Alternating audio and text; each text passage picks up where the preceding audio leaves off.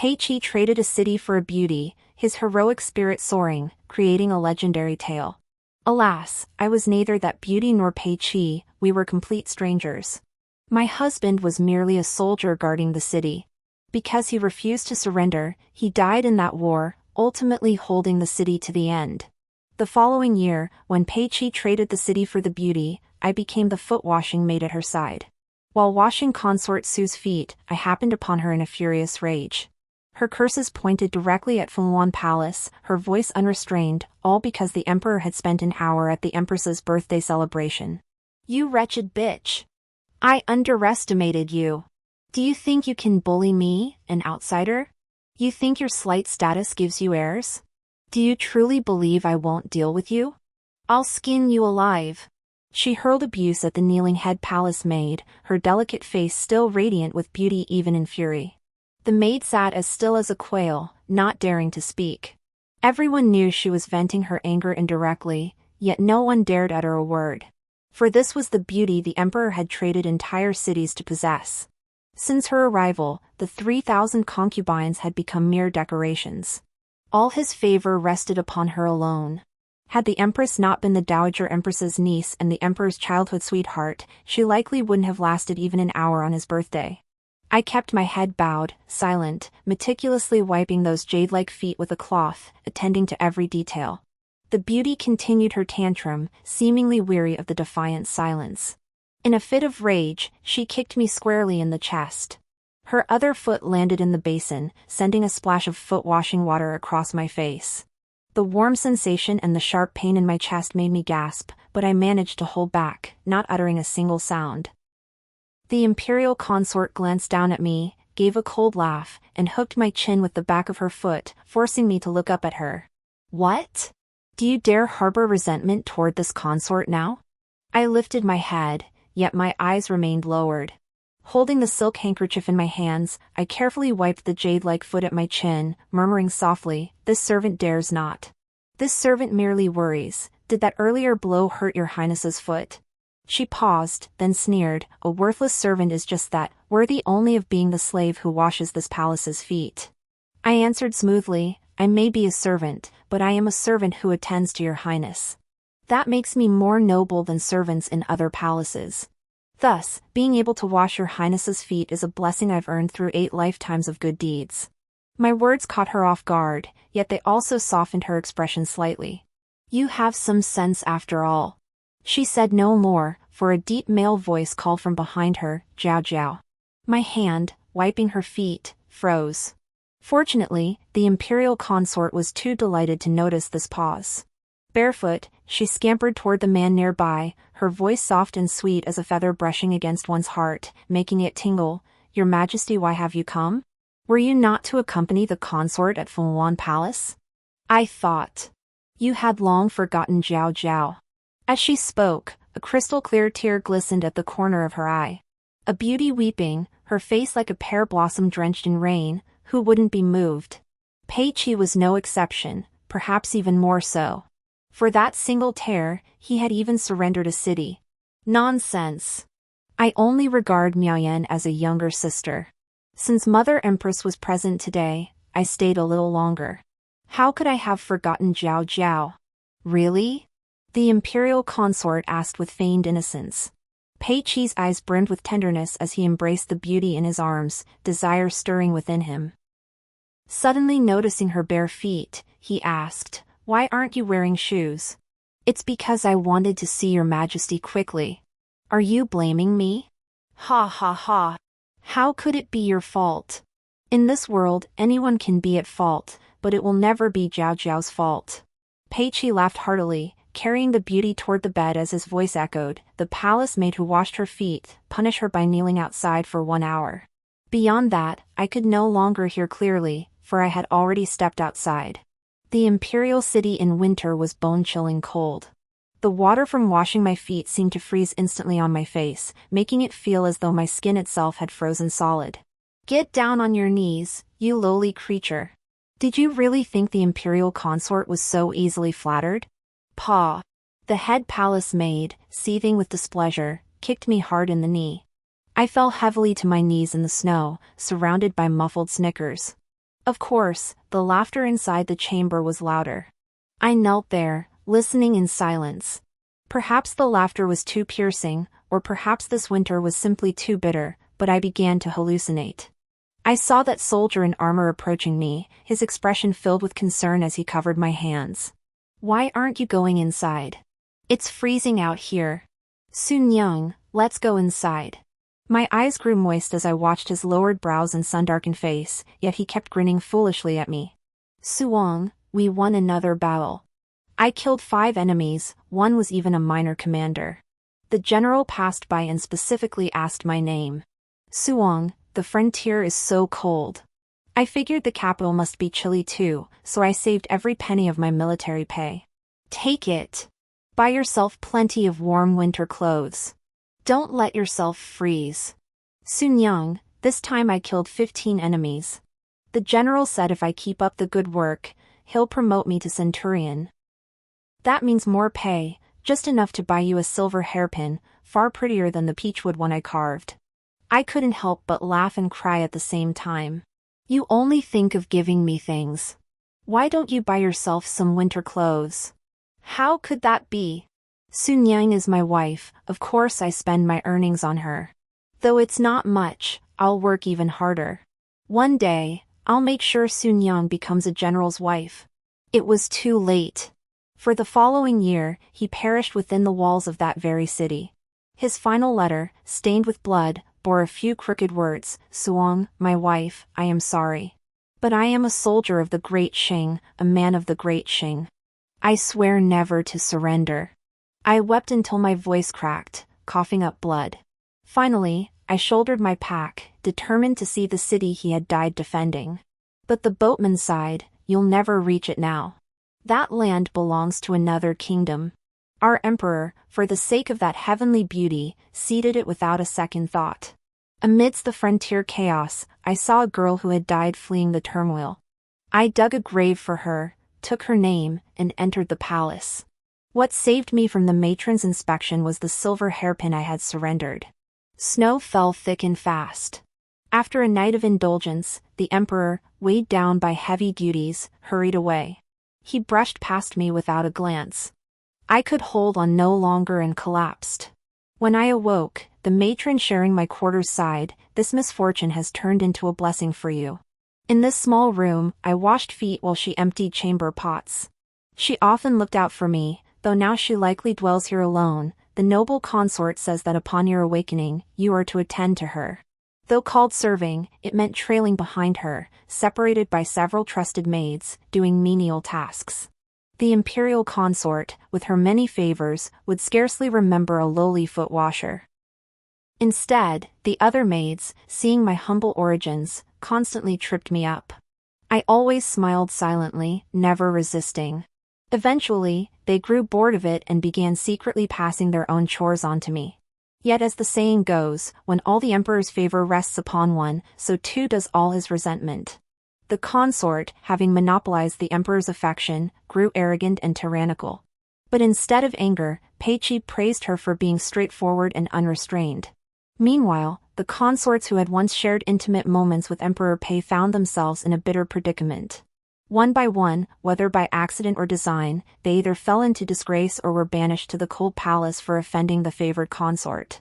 The empress, still young and inexperienced, was powerless to intervene. The empress dowager had met with the emperor several times, but each meeting ended in disappointment. A shadow hung over the heads of all the consorts. Finally, one day by the imperial garden pond, Consort Yu, neglected for half a year, rushed forward and shoved the imperial consort into the winter waters. She laughed maniacally, Su Jiao Jiao. You demoness! I dared to contradict you once, and my entire family was executed on trumped-up charges. You deserve to die. Even if I perish, I'll drag you down with me.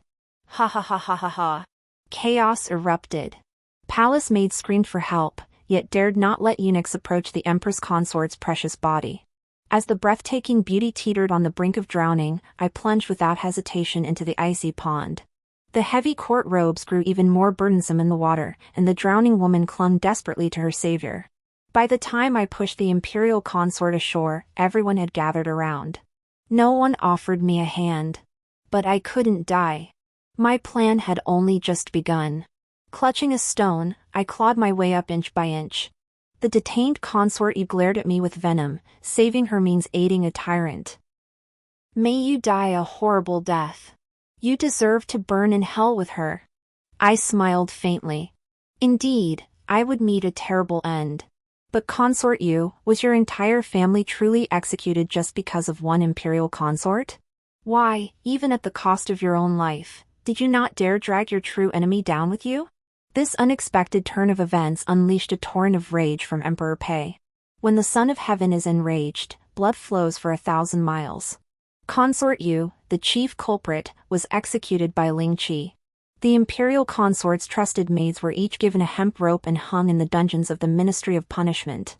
As for me, I was hastily dressed in clean garments and made to kneel trembling before the imperial consort's bed. The emperor sat beside the bed. After soothing the beauty, his voice carried an authority that commanded respect without anger. So it was you who saved Jiao Jiao? My voice was neither loud nor soft, it was this servant. What is your name? I swallowed Chinsun Yang and replied, Fuling. This servant, Chui Fuling. He gave no immediate response, only stating, henceforth, you shall remain by Jiao Jiao's side, responsible for her safety. Should anything befall her, I shall hold you accountable. I bowed deeply until my head struck the floor with a sharp thud. This servant humbly thanks your majesty for his gracious favor. The imperial consort awoke and heard this, remaining silent for a moment before motioning for me to raise my head. She studied my face intently and asked, Did His Majesty ask your name? I replied, His Majesty inquired after this servant's name only to record this servant's life. Should anything befall your highness in the future, this servant's family cannot escape blame.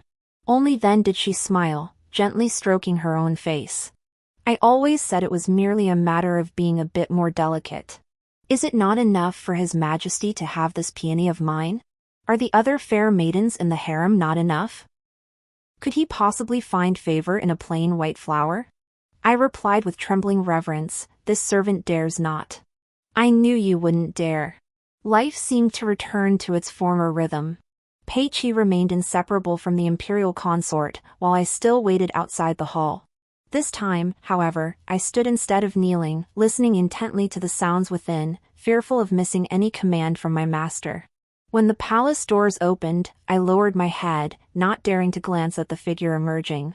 Pei Qi departed hastily once more, but this time it wasn't for official business. A fire had broken out in Fulwan Palace, and a frantic palace maid rushed to report it. This proved a hardship for the consort's attendants. With their beloved suddenly gone, the beauty flew into a rage, smashing everything in her chambers. In the end, she even feigned illness to decline Pei Qi's summons several times. I picked up the porcelain vase with its chipped corner.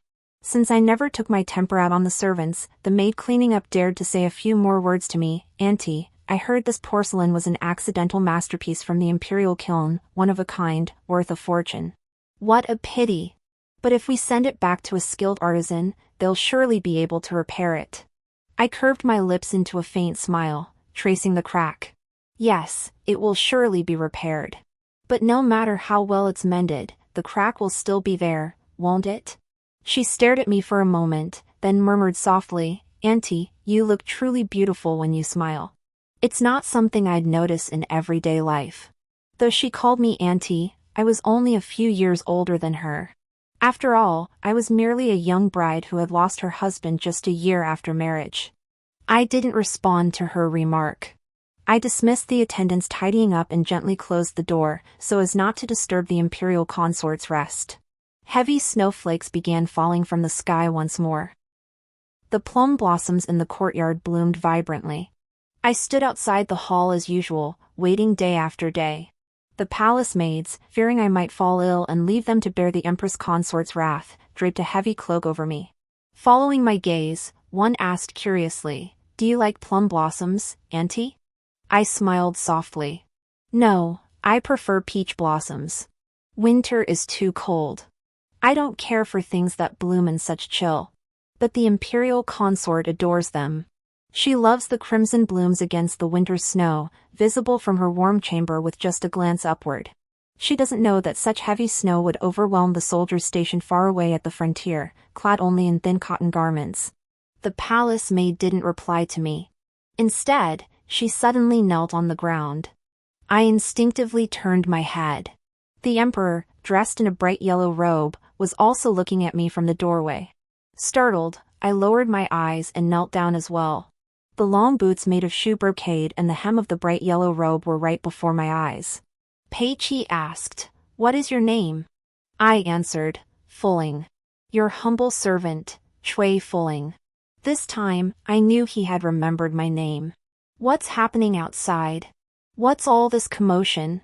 The imperial consort slept lightly, the slightest sound could rouse her, and now she was already in a rage. I wanted to speak but dared not rise.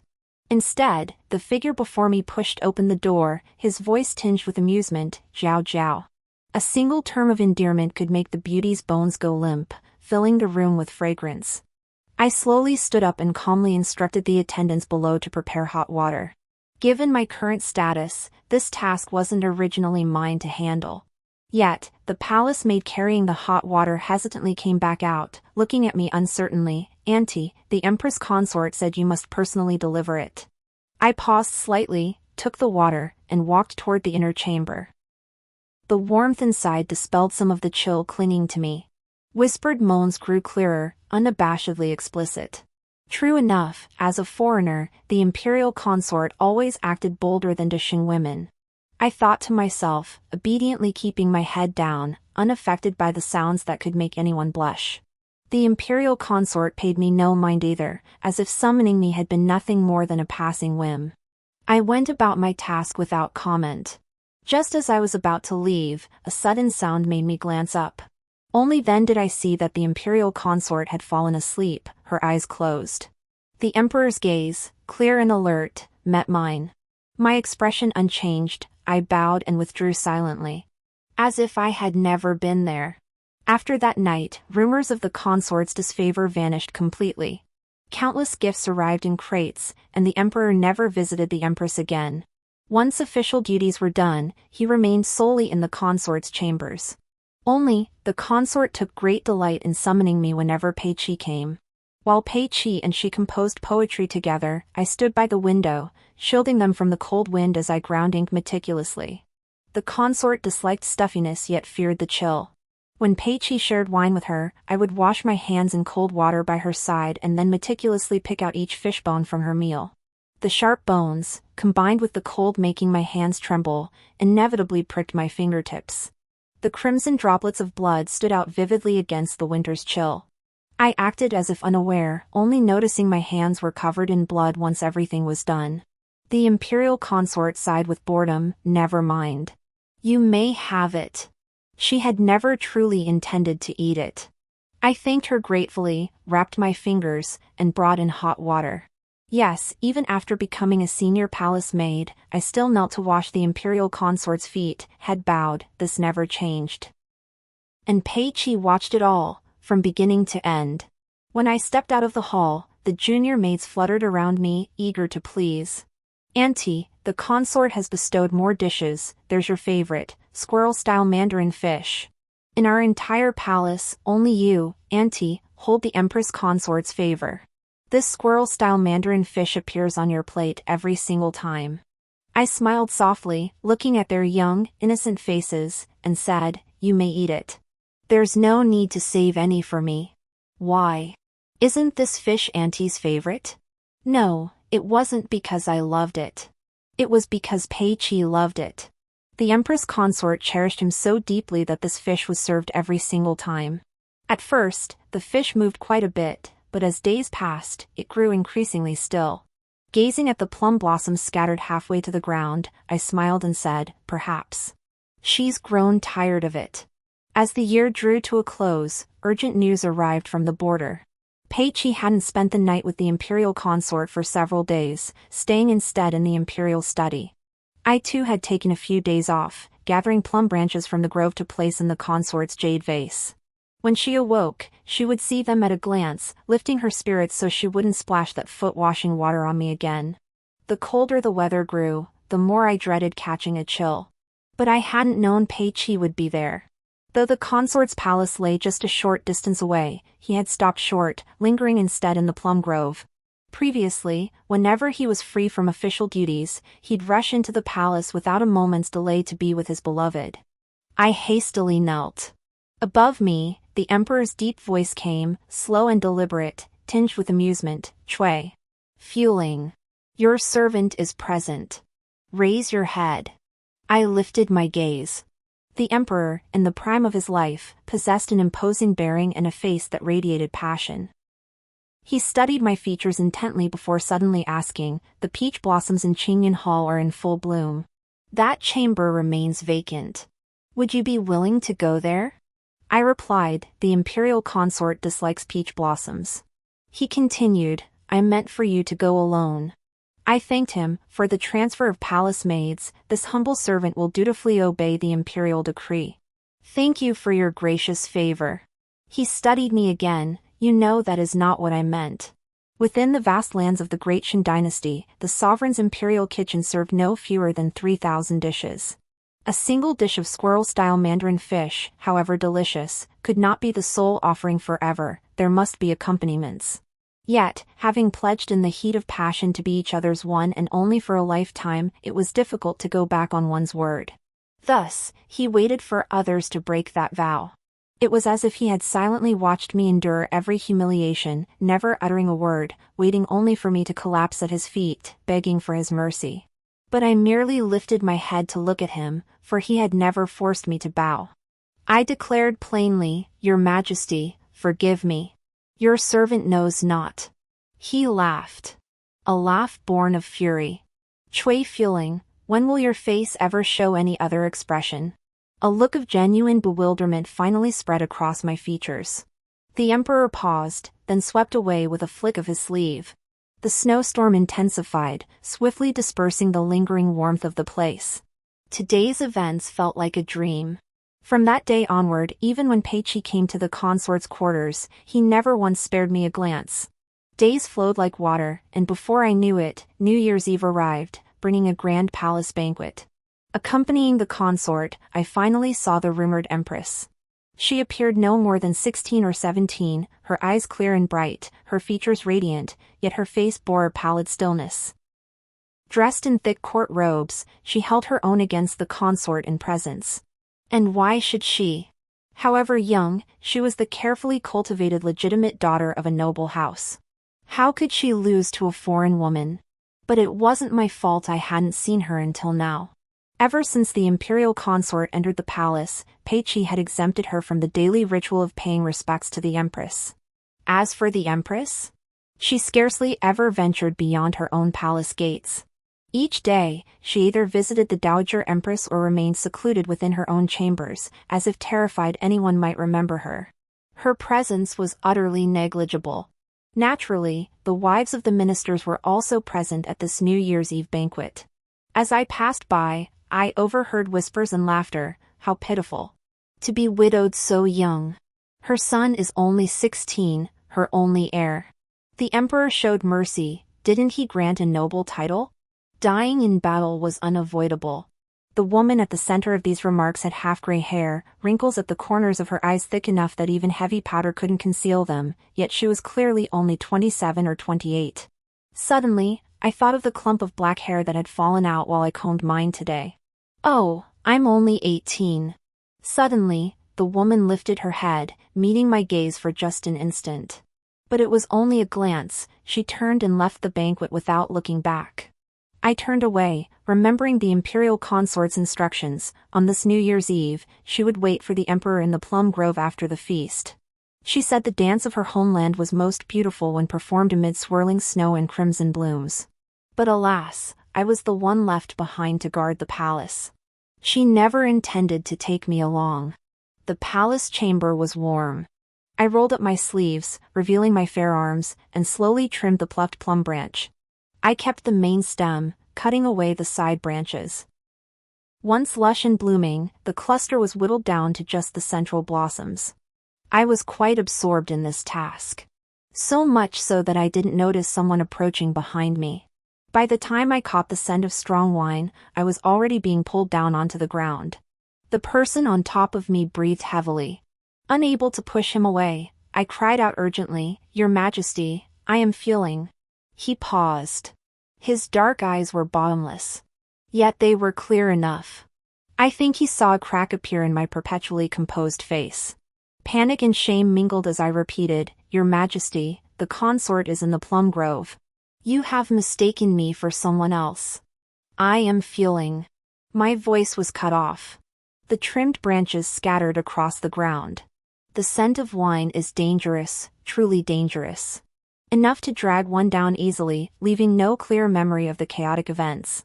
In the darkness, I held the pruning shears and drew a cut across my arm. Warm blood dripped onto the bright yellow robe. As I swiftly wrapped it with a prepared cloth strip, I silently thought to myself, "This winter has lasted too long. Thankfully, it will soon pass. Spring should be coming." Smack! Wretch! I knew you harbored ill intent. Never imagined you'd dare to do this on this palace's bed. I shall have you killed. Killed right now. As candlelight and footsteps drew near, the slap followed swiftly. The stinging pain across my face carried the thunderous fury of a superior. Clothed only in a single layer, kneeling on the floor with practiced ease, my mind occupied by a single thought. So even a consort of unparalleled beauty, when consumed by jealousy and rage, could twist her face into such hideous ugliness. But Your Highness, it was this very face that won you favor in the first place. How could the man upon that bed possibly stir any lingering affection for you now, looking like this? I made no sound, offered no protest, merely endured her kicks and blows in silence, as if admitting guilt to every charge. Consumed by fury, the consort screamed as she lunged forward, her sharp nails poised to slash my plain face. Enough. A hand halted her attack. The most powerful man in this chamber, indeed, in all of Daxiang, finally broke his silence, his voice tinged with impatience and irritation. "This is my decision, not hers. Consort, you grow ever more ignorant of propriety." Clang! The jade vase by the table crashed to the floor, its shards striking my instep. I flinched instinctively. Suddenly, I felt weightlessness. A gasp escaped me as I was swept into a broad embrace. The imperial consort stared in disbelief, eyes wide. She should remember this day clearly. After all, it was the first time since arriving in the Great Qin dynasty that anyone had rebuked her so harshly. It was the very emperor who had once promised her a lifetime of exclusive devotion. Bright eyes brimmed with tears, pearls of sorrow falling like broken strings. Yet this time, no softening of heart followed. The emperor turned and walked away without a backward glance. Because it was too ugly. Awe, fury, arrogance, and jealousy twisted together, converging on one face. It was truly hideous. The moment I stepped outside the palace gates, the cold wind made me shrink inward. He laughed, his chest vibrating with the sound. "You fear even the cold, yet when struck, you stubbornly refuse to beg for mercy?" My head remained buried in his embrace. Because I didn't want to see his face. My voice was muffled. "That was Her Majesty. I am merely Her Majesty's servant." He replied without hesitation, "Not anymore." On New Year's Eve, His Majesty carried a beauty out of the imperial consort's palace. The next day, she was elevated to consort and resided in Qingyun Hall. Such a rapid promotion was as unreasonable as when Su Jiajiao arrived in Daxi and was directly appointed imperial consort. But equally, it was enough to cause a sensation. For it signified that after the imperial consort had monopolized the emperor's favor for a full year, someone had finally broken the deadlock. The harem concubines, too, seemed to come alive that night. When I went to pay my respects at the empress's palace the next day, it was packed with people. Their eyes were bright with anticipation, but when they saw my face, disappointment washed over them. "What's the big deal? She just looks a bit more delicate, that's all." Only the empress smiled at me and said, "You've worked hard, little sister." I bowed respectfully, not overstepping my bounds. Her gaze grew a little deeper as she looked at me. From then on, during her leisure hours, she often invited me to sit in the palace, occasionally reciting poetry with me, her eyes always sparkling with amusement. However, I wasn't always available. Pei Qi had spent nearly the last 2 months in my chambers. I didn't resist, but I didn't flaunt it either. Only occasionally did news of the imperial consort's illness reach my chambers. He hesitated for a moment, I hadn't caught his words, and I offered him a faint, puzzled smile. "What is it?" His gaze locked onto my face, then he pulled me into his arms with sudden urgency. After 2 months of this, the imperial consort could no longer sit idly by. That day, I sat waiting for Pei Qi in my chambers as usual. But what arrived instead was news that on his way to me, he'd encountered the imperial consort kneeling before him, refusing to rise, and had changed course. "How dare she? She's an imperial consort, for heaven's sake!" The palace maid beside me fumed. It was the very same one who'd failed to deliver the message to Pei Qi about the plum grove on New Year's Eve. Her name was Fu Yin. I cautioned her, "Watch your words." She bit her lip in frustration. I found it somewhat amusing and consoled her. "Isn't this a blessing? At least you get an extra bowl of rice, no need to feel so sick." She seemed persuaded and swallowed hard. I added, "For tonight's supper, add a plate of squirrel-shaped mandarin fish." "But your highness has grown tired of it, hasn't she?" I replied, "But it remains her favorite. Having gone 2 months without it, she truly misses it. Still, we ought to add some side dishes." Regaining the Empress Consort's favor was never difficult. She was spoiled by nature, and as the son of heaven, Pei Qi could not bow to her. Thus, once she grasped this truth and took the first step, Pei Qi would take the second and third steps for her. This was the sovereign's special honor, his partial favor. Naturally, Pei Qi came to see me the next day, his expression somewhat complex. I, still drowsy, looked at him as usual and smiled. "Your Majesty has arrived." Seeing no anger in me, his expression softened. Suddenly recalling something, he asked, "Do you know where I went yesterday?" I was puzzled by his question. "Of course I know, Your Majesty visited the imperial consort yesterday." "What did you think?" he pressed. I played along. "That's wonderful news. Your Majesty has found beauty. This humble servant congratulates Your Majesty." His expression suddenly darkened. "I went to see another woman, and you're so pleased?" I countered, "Is Your Majesty displeased?" If displeased, how could he have stayed until dawn? He was indeed silenced. He left without looking back. How peculiar. The imperial consort regained favor, yet could never again hold exclusive favor. Pei Qi seemed to have forgotten me, often staying overnight in the imperial consort's palace. Occasionally he would visit other concubines, but never the empress. In his eyes, the empress was dull and uninteresting. For a time, the harem seemed to revert to its state before the imperial consort's arrival. No one paid attention to the neglected empress, nor to a concubine who had once been favored but now fallen from grace. I only wondered how many pieces of porcelain remained intact in the imperial consort's chambers. People, you see, cannot be bottled up. Bottled up, they break. I timed my visit to the empress's small gathering. On her table, she had placed a dish of squirrel-shaped mandarin fish, even deliberately pushing it toward my side. As I stared at it, I couldn't help but retch. The empress was startled, her surprise evident. How could this happen? I didn't seem to mind, waving it off. Perhaps I've simply grown tired of it. She nodded and had the dish removed. The next day, in the imperial garden, I encountered the consort, surrounded by her attendants. She remained breathtakingly beautiful, a sight impossible to look away from. Yet, she had finally set aside her pride, standing among the women who had shared intimate moments with Pei Qi, her smile radiating triumph. But how much bitterness lay hidden beneath that smile? Only she knew. "Ah, Consort Gui is here too. I'm feeling unwell today. Consort Roan, please accompany me back to the palace." The empress saw her and almost immediately pulled me along. The imperial consort looked down on her timid demeanor, or rather, few in the harem respected this timid empress, so they naturally feared her not. So-called respect was nothing but lip service.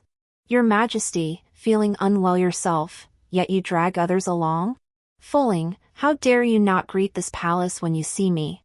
Have you forgotten your former mistress?" Her voice carried an oppressive weight. I was accustomed to it, offering no resistance. "Fulling greets your highness." This was my first encounter with her since becoming favored. Yet I knew I was like a bundle of explosives in her heart. No matter how much she restrained her temper, becoming gentle and refined, it couldn't change her true nature. On the contrary, the longer time passed, the drier the explosives grew. All it would take was a single word from me to ignite the fuse, setting off an earth-shattering explosion. Sure enough, she let out a cold laugh. How utterly insolent. I am the imperial consort, while you are but a mere consort. Oh, I nearly forgot, you were originally a foot-washing maid in my palace. Why do you not kneel and perform the full ceremonial bow before your former mistress? In full view of everyone, bringing up the past was pure humiliation. Those consorts, whose families were undoubtedly distinguished enough to enter the palace, showed disgust at her words, a foot-washing maid? Such lowly origins, how dare she stand among us? Rise at once! We knew she served in the consort's quarters, but never imagined such menial work. Her very presence makes me sick. The stench of poverty! No wonder His Majesty grew weary of her, it was mere novelty. You, the Empress, tried to speak. I tugged her sleeve. When she looked at me, I had already lifted my skirt and knelt before the consort, bowing deeply to the ground. I repeated, "Fulling, greets your Highness." The consort remained silent for a long moment. She stepped forward, lifted my chin, her beautiful eyes cold with resentment. She hissed through clenched teeth, "What do you think you are? Nothing but a trifling plaything." The emperor had a momentary disagreement with this concubine, and you seized the opportunity. Yet you know nothing of the emperor's heart, it has always belonged to this concubine, and only this concubine. Should I show the slightest weakness, you would be nothing. Wretch! She was breathtakingly beautiful, proud, and unrestrained. Perhaps Pei Qi could betray her for anyone, but never for me, a lowly servant fit only to wash her feet. Forced to meet her gaze, I forced a smile. Indeed, your Majesty holds only the Empress in his heart. This servant is merely an accident. Please do not be angry, your Highness. Her pupils suddenly contracted, grasping the meaning behind my words. If I was an accident, what about those behind her? Were they all accidents too? She violently shoved me away, her chest heaving as she slapped me across the face, screaming, "Wretch! Wretch!" Her rage terrified everyone present.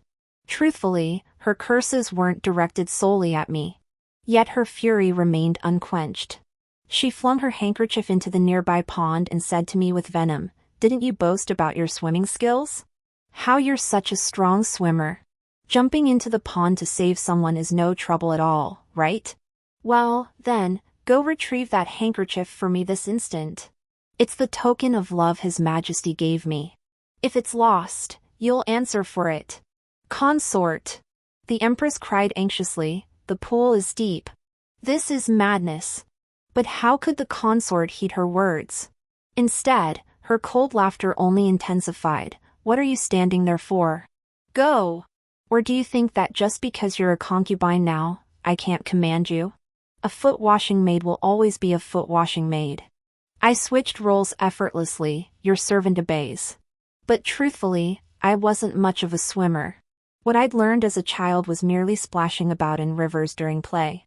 Yet someone could. Countless times I'd watched him leap into the river, his strong arms paddling back and forth as he dove beneath the surface.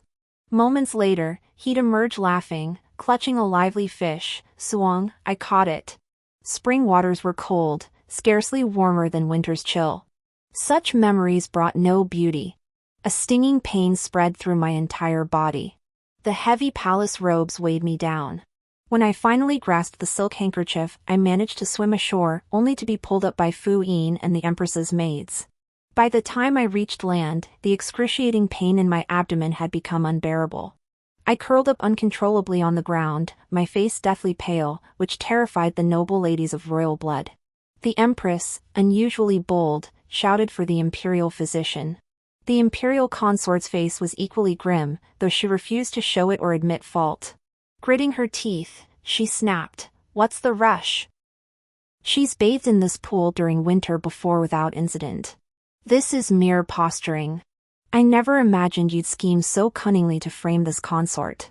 Let me tell you, don't even think about it. Get up!" With that, she kicked out at me.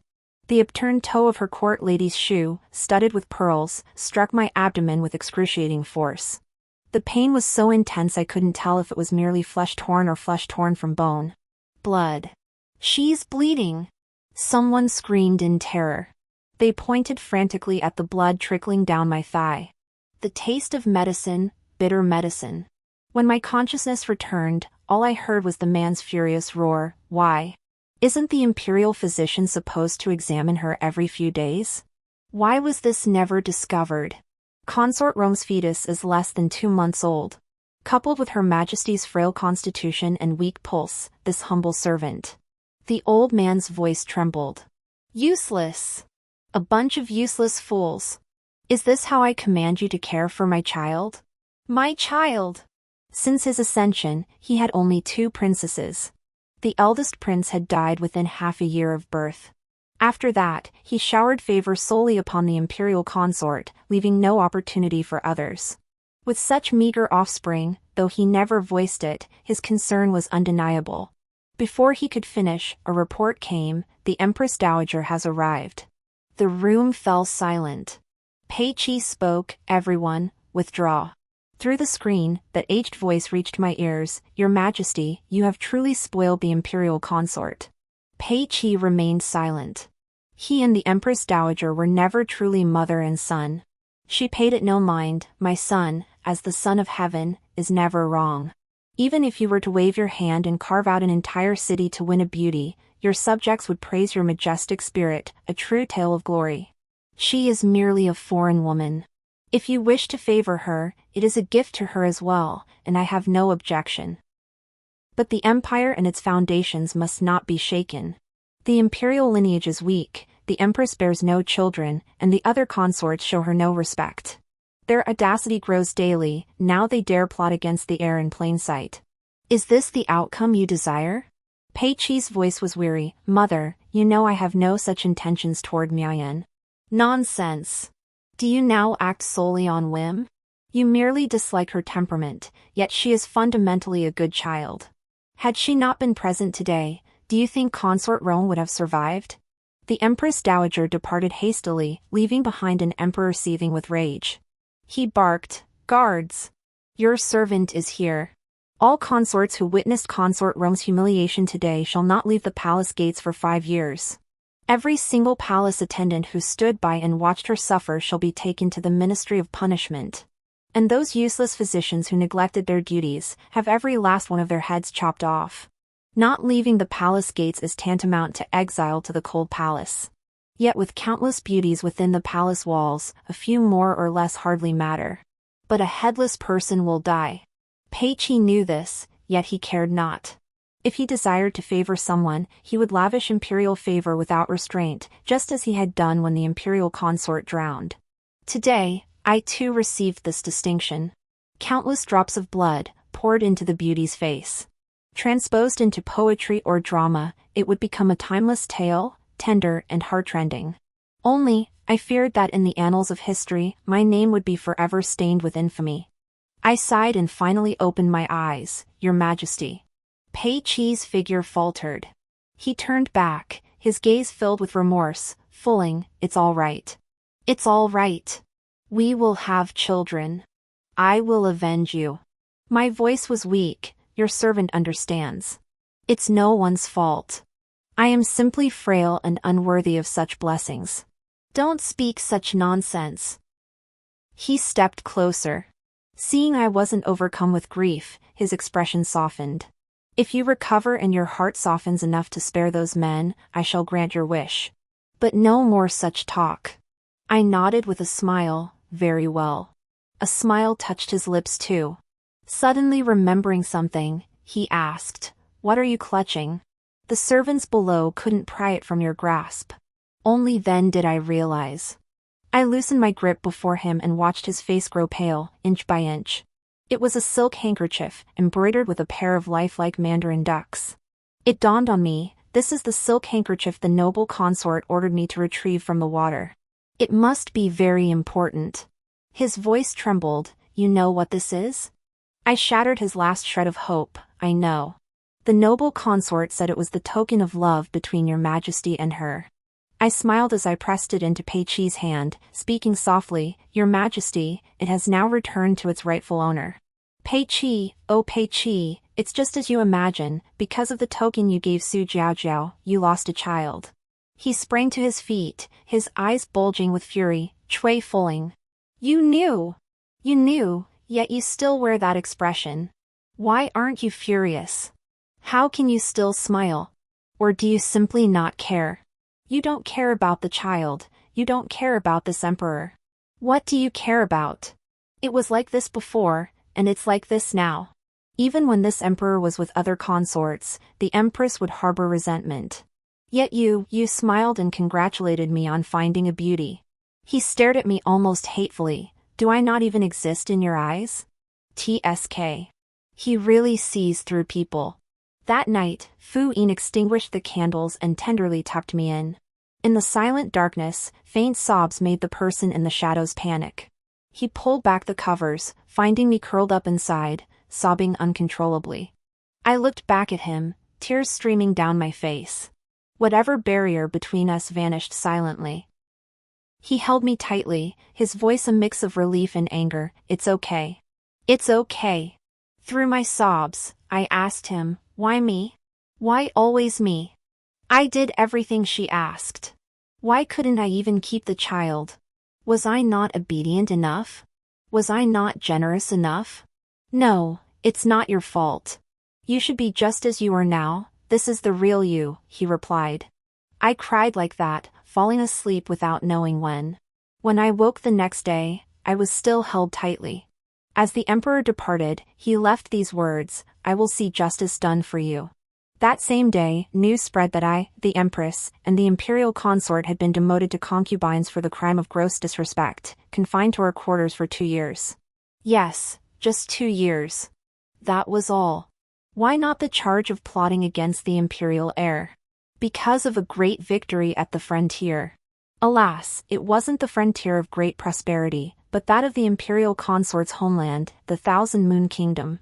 The sudden, fierce advance of the neighboring nation, coupled with the strategic cession of a city that shifted the balance of attack and defense, caught the great dynasty utterly unprepared. Countless soldiers were buried in foreign soil, while countless more great dynasty men resolutely enlisted. I heard that among this new wave of recruits, a young general had emerged. Of course, I only heard this, confined within these red walls, news always reaches me late. Pei Qi occasionally erupted in fury. He blamed the soldiers' incompetence for the defeat. Why, after pouring so much silver from the treasury into the war effort, did they still lose? If they truly possessed strength, how could they retreat step by step over a single city? Coincidentally, at this very moment, the imperial consort, no, she should now be called Consort Ning consort had poems and verses delivered, which were discovered, provoking the emperor's fierce wrath once more. He punished a host of palace attendants who had assisted her and issued a strict order, no one was to mention her name again. Fortunately, though this year was not peaceful, there was good news. Her Majesty the Empress had conceived, and successfully gave birth to a royal heir. This was His Majesty's legitimate firstborn son, the future crown prince. Even though Pei Qi felt nothing for the Empress, his eyes and brows were filled with joy. He granted a general amnesty, basking in glory. I too felt joy. Gazing at the fair-skinned infant, I smiled and said, how wonderful. The Empress had once inquired indirectly why, despite my deep affection for His Majesty, I remained childless. I had replied with a smile, a miscarriage years ago damaged my constitution. I fear I shall never bear children again. Her hand holding the teacup trembled, her face turning deathly pale. From then on, she treated me even better. Anything she had that didn't cross boundaries, she would always set aside an extra portion for me. Even the fabric for the child's clothes was chosen together by her and me. I watched the crown prince grow bit by bit, learning to call out Father Emperor and Mother Empress, and finally, in a soft voice, Your Majesty. How adorable! Such an endearing child, with a mother from the esteemed imperial family like the Empress, and a venerable Confucian scholar as his tutor, first teaching him propriety and integrity, then imparting the strategies of governance. As for me, I simply held him close, reading to him word by word. Water can support a boat, yet it can also overturn it. If a ruler reflects on this danger, peril will never befall him. Amidst this, an incident unfolded. Consort Ning, confined for 2 years, emerged. I sat beside Pei Qi, serving him a long-simmered snow pear soup. It couldn't be helped, his persistent cough these days made extra nourishment essential. A figure clad in plain white robes entered, kneeling upon the floor. 2 years of neglect had profoundly altered her disposition. The former spoiled nature was gone, replaced by a fragile vulnerability. Her stunning beauty, unadorned by makeup, possessed a unique charm. Pei Qi's gaze fixed on her the moment he saw her. If your majesty still harbors resentment toward this concubine, I shall kneel again. But the events of that time. It was an unintentional mistake, not done with malice. As she spoke, tears streamed down her lotus-like face, but ultimately, it was my fault. Pei Qi seemed to show a flicker of reluctance, yet he hadn't forgotten the child that died. I had already risen and helped her up. Your Majesty, it's all in the past. She was startled. I am merely a concubine. To me, Your Majesty will always be Your Majesty. She fell silent, seemingly moved. Had I not been standing so close, I might have missed the fleeting flash of resentment in her eyes. Such a harmonious scene naturally pleased Pei Qi. After all, the war between Qianyue Kingdom and the Great Shin Empire had been pacified by that young general, and an alliance treaty had been signed. To embarrass Consort Ning now would be somewhat disrespectful. Just as he thought of it, the eunuch announced, Your Majesty, General Shin has arrived. Pei Qi dismissed Consort Ning but did not ask me to withdraw. He smiled, since he's here, let him enter. When the door opened, the man who stepped inside carried the biting cold from outside. In his haste, he still wore his armor, its heavy clanking echoing with each step. I found myself lost in thought. So this was the grandeur of being a general, I mused. Your humble servant greets Your Majesty. General Shin's voice was youthful, yet he bantered with Pei Qi with ease, showing none of the arrogance or immaturity one might expect of a young commander. But as their conversation progressed, they inevitably turned to business, this time, discussing military pay. This winter is colder than any in recent memory. If we follow last year's pay scale, I fear our soldiers on the frontier won't endure. How much more is needed? More silver? The treasury's silver is so. Ahem. Sufficient in other years, but this year it just won't do. Pei Qi coughed violently, and I hurriedly handed him some snow pear soup. He grumbled irritably, on such a fine day, we have to discuss this. It's truly a downer. Xinli remained silent but showed no intention of leaving. Standing rigidly in place, he provoked even Pei Qi into laughter. You're forcing the emperor's hand. Your temper is identical to your father's. Turning away from Xinli, he addressed me, Why do you smell of medicine today? I heard you set up a Buddhist shrine. Are you ill? I gave a bitter smile. An old ailment. The Buddhist altar is merely for blessings. His smile stiffened. There had always been only one ailment plaguing me. My womb, barren long after a miscarriage. No matter how many bowls of medicine I drank, it remained utterly useless. Perhaps stirred by the scene, my words slipped out more bluntly than intended, It's so cold today. I wonder if that child, in another family now, is freezing. Recalling how I just held Consort Ning's hand in forgiveness, Pei Qi grew restless. Finally, Xinli received what he'd long sought, the life-saving silver he'd begged for in vain. Yet it came not through his own efforts, but because the lofty emperor, pitying those close to him, sighed, Consider it a blessing. As I stepped out of the palace gates, Xinli called me back. With calm respect, I said, Your humble servant extends the frontier soldier's gratitude to Your Highness. Unmoved, I addressed him in front of the eunuch, The silver came from His Majesty. You should thank the emperor. Besides, this is merely a prayer for my child who never saw the light of day. He paused, his back bending slightly as he replied, Your Majesty's kindness, this humble servant shall never forget. The words of Your Highness, this humble servant also holds close to heart. The eunuch had already stepped inside the hall. My voice softened as I added, If you truly wish to thank me, win more battles. Be kinder to those beneath you, like your father was. Oh, and give my regards to your mother. Only after he departed did I turn, noticing Consort Ning standing motionless nearby, as if she'd been watching for an eternity. I smiled at her calmly. This alliance had lasted 3 years. During that time, Consort Ning regained favor but gained no further power. The Empress, however, grew older and more secure in her position at the palace's heart. With the envoy approaching, she grows ever more arrogant, the Empress complained to me, then added anxiously, she's been too quiet. I can't shake the feeling something is waiting in the wings. I reassured her there was no need for worry. Even if something was waiting, the one it awaited should be me. Her expression darkened further as she stared at me intently. I fear it truly is you. A woman's intuition is always sharp. That she only grew suspicious now was beyond my expectations. Yet I felt nothing but exhilaration. Because after all these years, what was bound to come has finally arrived. Su Jiaojiao kicked me down with savage fury, laughing like a madwoman, ha ha ha ha ha. Pei Qi, so you're no different after all. Chui Fueling, should I call you Chui Fueling, or Chen Suniang? Hearing that name after all these years made my heart flutter. Yet the envoy from Jinyu Kingdom paid no mind to her madness, looking down at me from above and saying, Your Highness, Consort Rong, we are well aware of your situation. Your husband, Gu Xing, it was His Majesty of Dashi who killed him, wasn't it? He defended the city gates to the death, only to be handed over by your own emperor. You hate him, don't you? Otherwise, you wouldn't be here. And I heard upon my arrival that His Majesty's health has been steadily declining these past years. I stared blankly. What do you want? The envoy retorted, how can such cautious torment ever satisfy your vengeance? Shouldn't you ensure he has no heir? I lifted my gaze, fixing my eyes on Su Jiaojiao beside me. Could you bear it?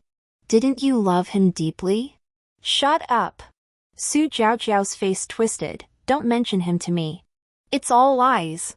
All lies. What one lifetime, one love, one soulmate? Even trading a city for it, didn't he end up in another woman's arms?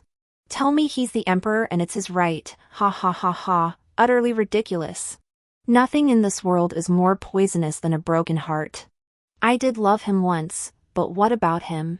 For the child of a lowly foot washer, he confined me for 2 years.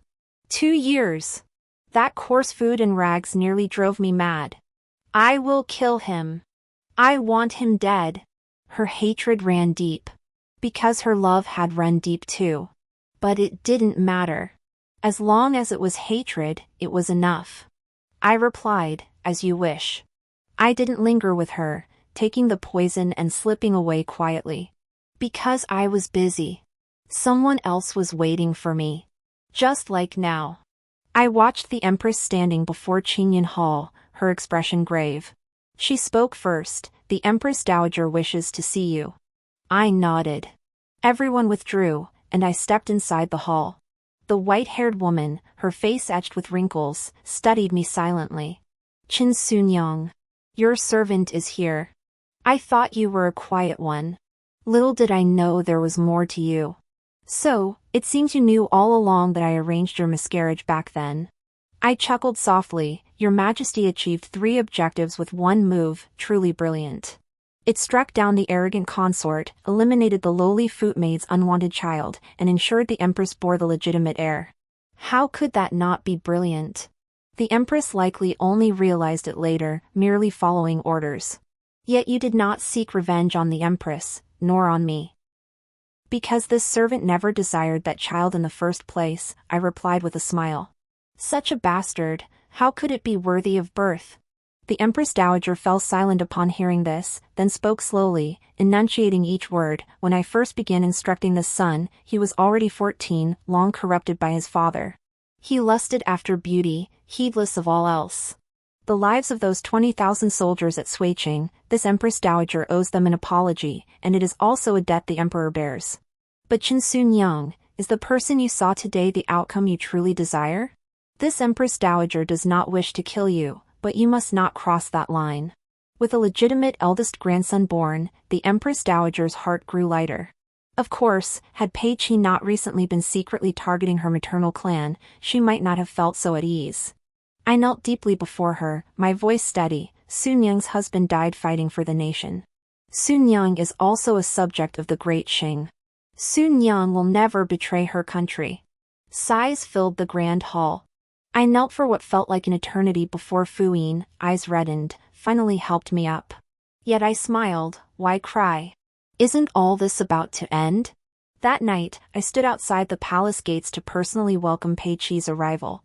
I was unusually proactive with him, so much so that he held me close before sleep, calling my name. He whispered, Fuling. Fuling. But my name is Qin Sun Yang. The next day, a layer of gloom hung over the palace city. I watched the plum blossoms outside, nearly all fallen, and pruned the last branch clean. This time, even the main stem snapped clean in two.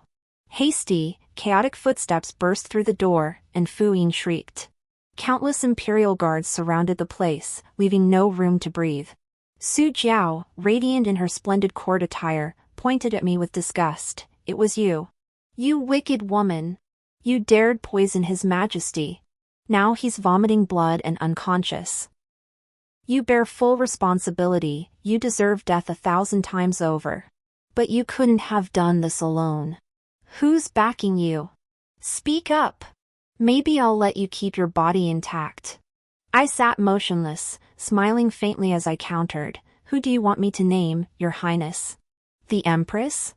Or the young crown prince? Her expression froze, stunned that I'd so bluntly exposed her scheme. With venom in her voice, she snarled, Just wait. Once you're in the Ministry of Punishment or the Imperial Prison, they'll have plenty of ways to make you talk. Search her! At her command, the surrounding eunuchs and palace maids stormed forward, smashing everything in the chamber. She finally gloated, because she was the victor. Behind her, the emperor, who had awakened and arrived unnoticed, now locked eyes with me, his gaze cold and menacing.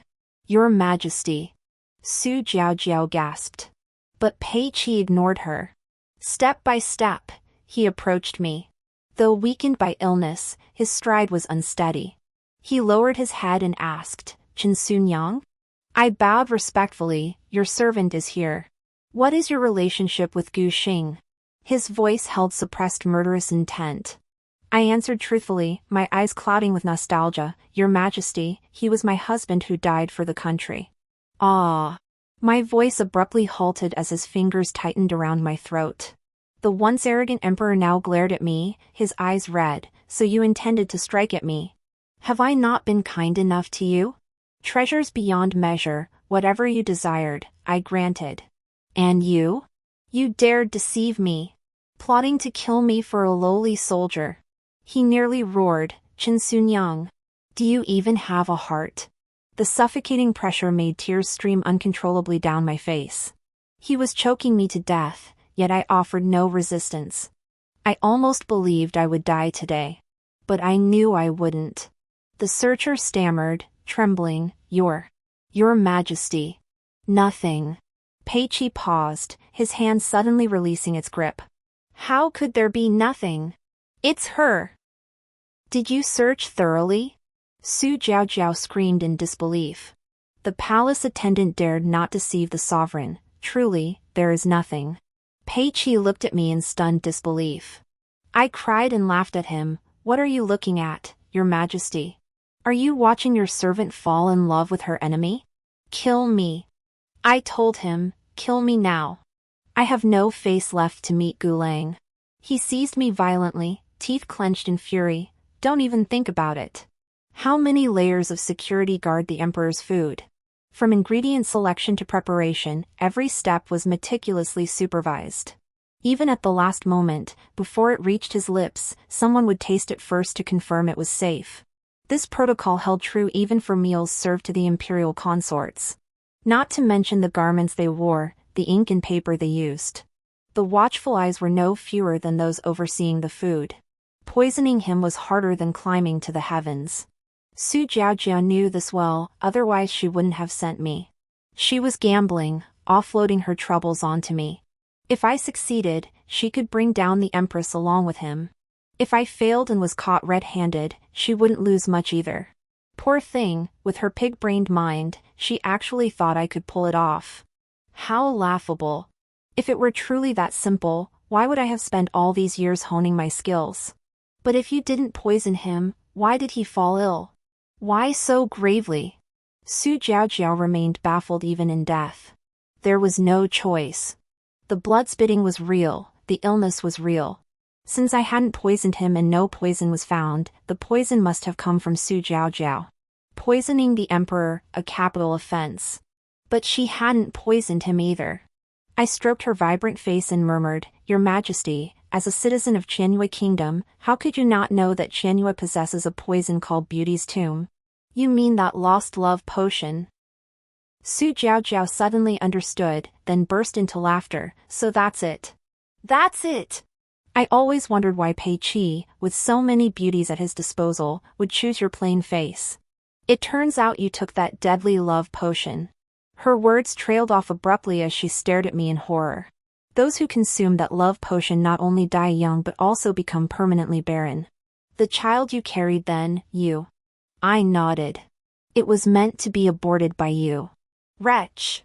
Qin Sunyang! You vile creature! Beauty's grave is harmless, how could you have killed Pei Qi? Beauty's tomb, bone-piercing fragrance. A single grain holds no poison. Taken over years, it accumulates just enough toxicity, barely a trace, yet that trace alone is enough to claim a life. Nothing around Pei Qi was poisonous. The poison was me. Each time he drew closer to me, the poison seeped deeper. Just as consort you said, I deserved no peaceful death. But I'll drag that damned man down with me.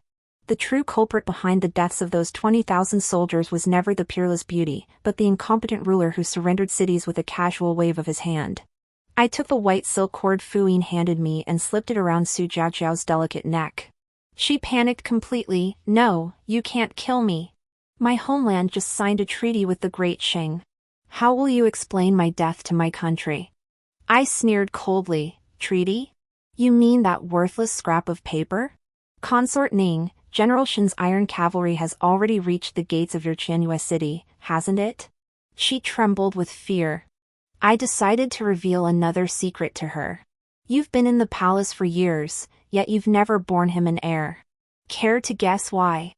Her eyes widened. Pei. This time, she truly misread the situation. Pei Qi cherished beauty, but he also looked down on women. He didn't believe a child born to a foreign woman could threaten him, especially one he had once deeply loved. "It's me." I tightened the white silk cord, coldly watching her bones twist. "Your Majesty, did the foot bath steeped in red flowers feel pleasant?" After this incident, Pei Qi grew even more dependent on me. His illness worsened. And intensely agonizing. The imperial physician declared the poison seized from Su Jiaojiao was exceptionally potent, making such symptoms normal, merely requiring rest and recuperation. If it could be cured, why bother with recuperation? Each time Pei Qi screamed in agony, his temper grew more volatile, leaving him utterly disinterested in state affairs. In the end, the Empress Dowager simply took the young crown prince to oversee the government. She never came to see him again. The Empress did visit, but she came for me. His pain only deepens yours. Is it worth it? Her feelings for Pei Qi had been a youthful infatuation, mixed with endless resentment, which eventually turned to indifference. In her eyes, she only needed to fulfill her duties as the mother of the nation. So-called favor and affection were nothing but fleeting clouds. I laughed. With vengeance fulfilled, how could I feel pain? I'm exhilarated, never have I felt such exhilaration. Pei Qi suffered greatly in death. Clutching my hand, he asked why. Over time, seeing the bloody scratches on my arm, scratched raw just like his own, he understood everything. "Where have I failed you? A lowly commoner soldier, yet I elevated you to this position." He was an emperor towering above all. To receive even a shred of his divine favor should have filled one with tearful gratitude. How could an insignificant soldier ever compare? Commoners? Soldiers? I laughed sarcastically. "Indeed, your Majesty traded cities for a beauty, full of grand ambition. How could you remember the price those lowly commoners and soldiers paid to defend every inch of that land? Naturally, they never knew the cities they fought and bled to hold would become someone else's territory with a single wave of your Majesty's hand. 20,000 men. 20,000 died in that battle. Yet 20,000 couldn't outweigh a single smile from a beauty. From generals and captains down to the lowliest kitchen soldiers, they were all buried in the snow. The frontier winter is bitter cold, so cold they froze together. By the time they thawed, it was impossible to tell whose hands or feet belonged to whom. I searched through mountains of corpses and seas of blood, yet I couldn't find a single handful of my husband's bones. Only the newly widowed mothers, the young sons, the ancient elders, they wept, and I wept with them. But as I cried, I thought, why should we weep while you laugh? That's why I came. I came to stand beside you and Su Jiao Jiao. I laughed wildly, indeed, hearing your cries brings me such relief. He glared, eyes blazing, yet no words came. Finally, I said, Pei Qi, you can't compare yourself to those lowly foot soldiers. Because you're not worthy. That night, morning music echoed through the palace. Wails rose and fell. The crown prince, now of age, ascended the throne the next day with the Shin family's backing. Spring arrived, yet the gates of Qingyun Palace remained shut. Blossoms burned bright but could not escape, no one remembered Consort Rong existed. I saw Lady Shin again only before my death. Her once half-gray hair was now entirely white. Shinli bore a third of her resemblance, while the other 7 parts mirrored General Shin, whom I'd glimpsed from afar when sending Gu Xing off to war. Her tone was steady, you succeeded. When you first asked me for the Tomb of Beauties, I thought you wouldn't live past your second day in the palace. I was thin as a skeleton, my hair nearly gone. I gave a helpless smile, pointing to Fu Yin, who was sobbing uncontrollably nearby, take her away. When she went to find her brother's remains, she even fought with me over them. She's a bit foolish, can't even tell her own brother's remains from another man's. But she's obedient and won't cause trouble. Don't look down on her. Madame Shin nodded. I understand. As she left, the Empress arrived with the Crown Prince. The boy now understood matters and bore the bearing of an emperor, yet still addressed me as before, Your Majesty.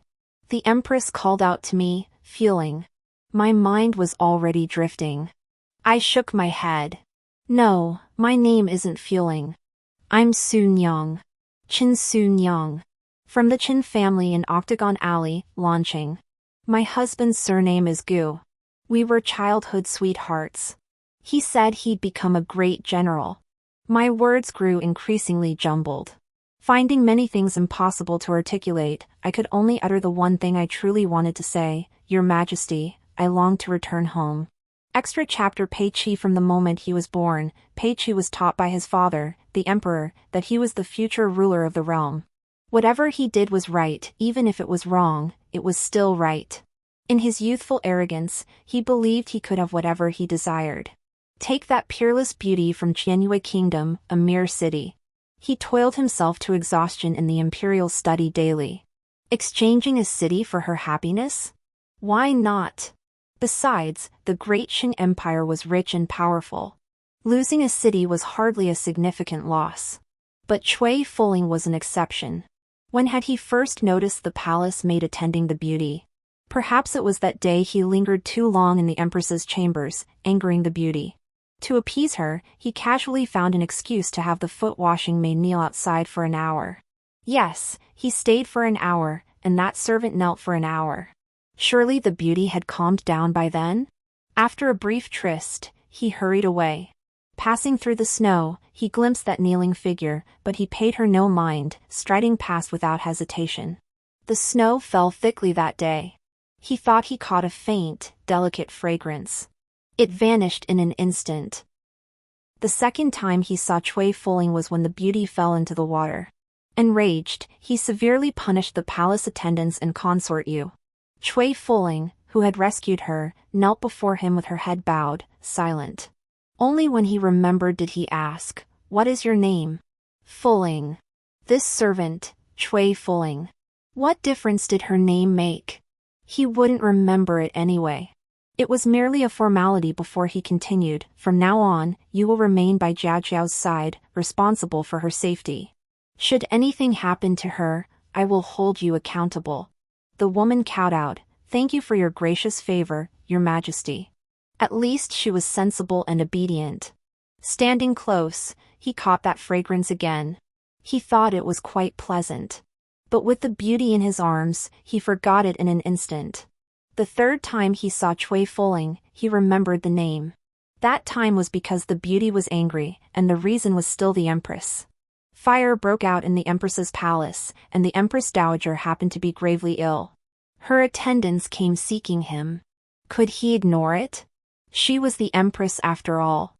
Even if he disliked her, they were childhood sweethearts. With the Empress Dowager involved, he had no choice but to intervene. But the beauty didn't see it that way. She repeatedly threw tantrums at him, which inexplicably annoyed him. He thought, this wasn't right. A beauty like this was truly unappealing. Yet that face was undeniably beautiful. So he still went to the familiar palace. As soon as he stepped inside and looked up, he saw a woman dressed in a maid's palace attire gazing at the plum blossoms opposite her. The palace maid beside her asked if she liked them, but she smiled and said, "No, I like peach blossoms. Winter is too cold. I don't like things that bloom in winter either." Pei Qi couldn't describe that scene. It was merely a delicate face, yet set against the snow and crimson plum blossoms, it was strikingly vivid. Especially those eyes, they seemed to care for nothing, yet held everything within their gaze. He couldn't resist. Breathing in that fragrance, he asked her name. Cui Fuling, this time, he would never forget. That night, the imperial consort had hot water brought in. He hadn't paid it much mind, but to his surprise, the one who entered was that very person. He let the imperial consort speak, his eyes fixed on that figure. She didn't even hesitate, quietly going about her task. This was different.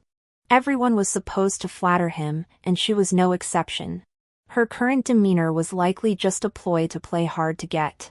He thought, as the supreme ruler of the great Qin dynasty, he couldn't possibly love just one woman forever. Besides, even the most exquisite dish grows tiresome after constant consumption.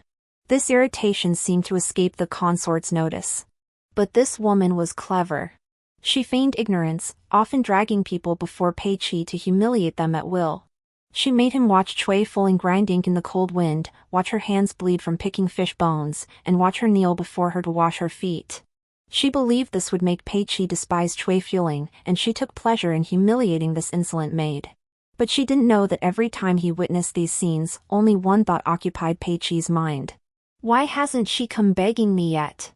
He seemed intoxicated by that fragrance, growing more desperate for it the more elusive it became. Besides, the current imperial consort was already beginning to bore him. It was like how he used to rush to the palace for no reason, but now simply standing in the plum grove, feeling the breeze, brought him contentment. This weariness reached its peak when he saw Cui Fuling. Very well, if she wouldn't beg, he could give her a chance himself. But Cui Fuling refused. How ungrateful! Did she truly believe she was the only woman in the harem? With such a bland face, how could he possibly find her appealing? He ceased paying attention to that figure, continuing his daily revelry with the imperial consort as before. Until New Year's Eve, when drunk, he mistook that person for the imperial consort. For a moment, he sobered, but seeing the panic on that face, no longer serene, he thought. Mistaken identity be damned. Cui Fuling, what kind of enchanting potion did you brew? Things unfolded more smoothly than he'd anticipated. Cui Fuling became his concubine. Yet she seldom smiled, spending most moments in quiet contemplation, watching the snow drifting outside the window. Whenever she did this, Pei Qi felt an illusion. As if the person before him might melt away like the snowflakes, vanishing from his sight at any moment. When the lost woman noticed him, she would instinctively offer an extremely faint smile. He could no longer control himself and embraced her. No, she couldn't. The entire Great Qing Empire was his domain. Where could Cui Fuling possibly go? How could she vanish? He was quite satisfied with his newly appointed consort Rong. She never threw tantrums over his visits to other concubines. She simply remained quietly in her own palace, greeting him when he came and letting him leave without fuss. But this satisfaction was only temporary. Especially when he heard her congratulatory expression upon learning he'd visited the imperial consort, her eyes utterly unruffled. He finally understood. Perhaps Cui Fuling wasn't being sensible, she simply didn't love him. So naturally, she didn't care. But why wouldn't Cui Fuling love him? He was the ruler of Dashing. He showered her with imperial favor, countless treasures. What reason could she possibly have not to love him? He was furious. He intended to give her space for a while, forcing her to reflect deeply on whom she truly ought to please. Yet what awaited him was the news of her miscarriage. Pei Qi couldn't describe the feeling that washed over him then, only a complete blankness in his mind. He wasn't unfamiliar with having children, nor with losing them. But this was Cui Fuling's child, his child. He knew without thinking that the moment that child was born, Cui Fuling's world would revolve only around him and the baby. How blissful that would have been. Yet the child was gone. Barely 2 months old, vanished in the cold winter, leaving only a pool of blood. He wanted to kill. Seeing Cui Fuling's pale face as she lay unconscious, he wanted to kill. Empresses, concubines, he wanted them all dead. But for now, he had to watch over Cui Fuling. He feared she might take her own life upon waking and learning the truth. How ridiculous. He even prepared excuses, yet never imagined Cui Fuling would show no concern, not even sorrow. Instead, she comforted him, saying it was all over. She even smiled as she handed him the token of their love, the very one he'd given her when their passion burned brightest. Rage washed over his reason. He roared at her, wishing she would get angry, would cry. But no. Nothing. She just stared blankly, as if watching a raving lunatic. Yet he proved utterly pathetic. After his rage, he couldn't help but run back. Only then did he truly believe Cui Fuling loved him. Because he saw her curled up, sobbing, clinging to him as she wept. His heart felt like it was melting. He swore he would avenge her. Yet misfortune struck with blinding speed. The frontier fell, the Qianyue kingdom rose abruptly, and the consort's status became precarious. As the Empress Dowager had warned, he could no longer indulge as before. So he confined the consort for 2 years, awaiting the political climate to shift, and resumed what an emperor ought to do, spreading his favor equally. No one knew better than he how overjoyed he'd been when the Empress bore him a legitimate heir. For that alone, he'd never need to touch another woman again. He wanted to be with Cui Fuling, even if it meant just sitting together in silence. When the consort's confinement ended and he saw her again, Pei Qi froze. Cui Fuling thought it was rekindled passion. But he knew it wasn't. It was surprise. He, who adored beauty's form, felt nothing upon seeing that face again. Even a hint of murderous intent stirred. He wanted to kill the woman who had taken away the child that would have shared Cui Fuling's blood. But not yet. He had to wait. He needed to wait longer. He would pretend to hold no grudges, conversing and laughing with the imperial consort, granting her the honor she deserved. But that was all. He listened to Shenli's strategy, feign an alliance with the kingdom of Qianyu, then seize the cities he had once lost in one decisive strike.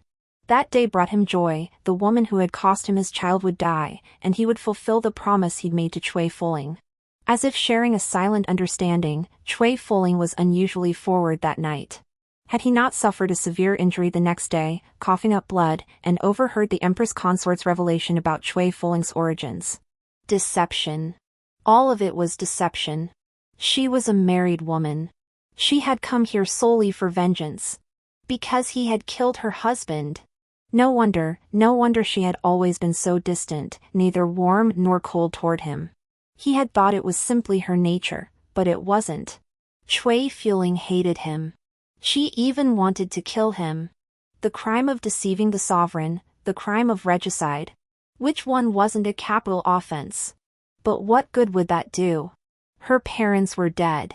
Her relatives treated her poorly, even seizing her family's fields. The adulterer's family had vanished to the frontier. She had only herself. So she feared nothing. She just wanted to drag him down with her. Fine. Then let's die together. He thought as he choked her, let's die together. He thought he could bring himself to do it, but when he saw that tear-streaked face, he simply couldn't tighten his grip. After hearing the eunuch say no, he released her without a second thought. That day brought him both profound joy and deep sorrow. Cui Fueling wept and laughed, saying to him, "What are you watching, Your Majesty? Are you watching your servant fall in love with her enemy?" It turned out Cui Fueling had truly fallen for him. Alas, it was false again. His illness grew worse, his rage intensified. Most of the time, he lost all reason. The palace attendants feared him and dared not approach, but Cui Fueling alone neither retreated nor hid. She watched him silently as he writhed in agony. "Cui Fueling, you said you loved me. But do you know what love looks like? Not like this. You don't even pretend to deceive me anymore. Is it for those 20,000 soldiers? Or for that so-called nobody of a husband?" Pei Qi understood himself all too well. He was extravagant and depraved. He was cruel and ruthless. He never cared about the lives of those he deemed worthless. But Cui Fueling cared. What could he do? He was utterly helpless. His life was already at its end. Cui Fueling said he loved her only because she had taken a love potion. But was it truly just the potion? He couldn't fathom it. Only one thing seemed clear to him. "Pei Qi, you are extravagant and licentious. You are cruel and ruthless. You bear the weight of tens of thousands of lives. You deserve to die 1,000 deaths." The end.